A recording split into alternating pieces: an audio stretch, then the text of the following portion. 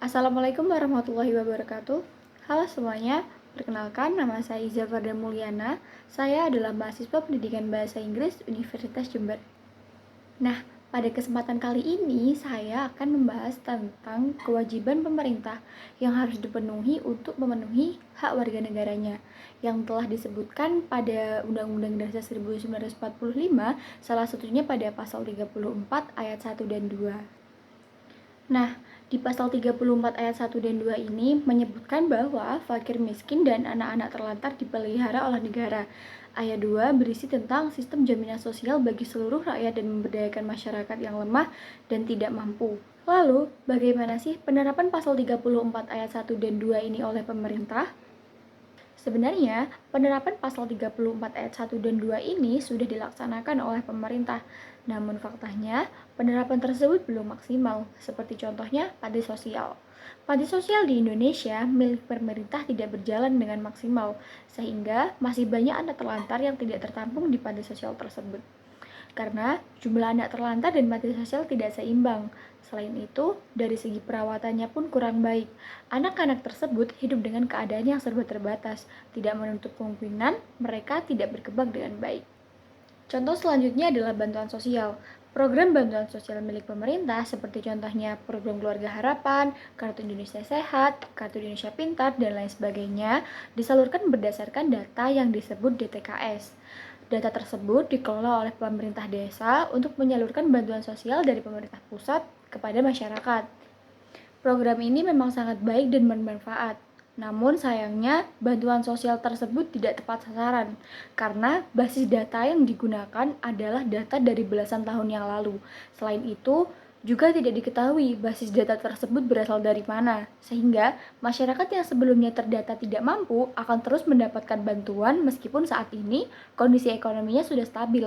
Begitu juga sebaliknya, jika dahulu terdata mampu, tidak akan mendapat bantuan sosial meskipun saat ini sedang kesulitan secara ekonomi. Contoh yang selanjutnya adalah korupsi. Korupsi yang terjadi di Indonesia sudah mendarah daging. Jadi, apapun program pemerintah dan bantuan yang seharusnya tersalurkan oleh pemerintah kepada masyarakat itu tidak akan terlaksana dengan maksimal jika oknum-oknum yang menjalankan penyaluran tersebut mengkorupsi dana yang harusnya disalurkan kepada masyarakat.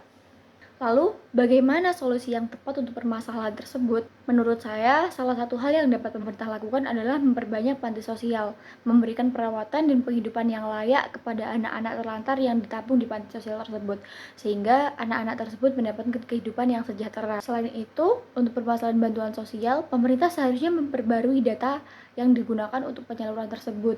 Jadi, data yang tercantum dalam DTKS itu seharusnya lebih transparan terkait persebaran data, juga terkait penyaluran bantuan sosial, agar bantuan tidak lagi salah sasaran. Untuk permasalahan korupsi, menurut saya seharusnya hukum yang diterapkan oleh pemerintah kepada oknum-oknum koruptor harus dilaksanakan dengan lebih tegas lagi. Seharusnya hukum yang harus mengatur dan harus ditakuti oleh para koruptor, bukan koruptor yang semena-mena dengan hukum yang berlaku. Juga seharusnya orang-orang yang berkecimpung dalam bidang hukum harus benar-benar orang yang bersih, tidak bisa disuap dan tidak akan menyuap. Jadi pelaksanaan hukum akan berjalan dengan maksimal dan tegap, sehingga Indonesia akan menjadi lebih bersih oleh korupsi, dan penerapan bantuan sosial juga program-program pemerintah akan terlaksana dengan maksimal. Sehingga kita sebagai generasi emas, sebagai agent of change, banyak hal yang bisa kita lakukan untuk Indonesia yang akan datang. Seperti contohnya saat ini kita bisa mengikuti kegiatan volunteer, mengajar, juga mendidik anak-anak terlantar yang tidak bisa mengikuti pendidikan informal.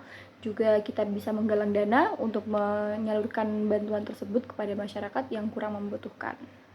Kita juga seharusnya mendalami pendidikan anti korupsi, sehingga ketika saat nanti kita menjadi orang yang penting untuk kehidupan bermasyarakat, kita akan terlalu terhindar dengan korupsi. Mungkin hanya itu yang dapat saya sampaikan, kurang lebihnya mohon maaf. Wassalamualaikum warahmatullahi wabarakatuh. See you next time.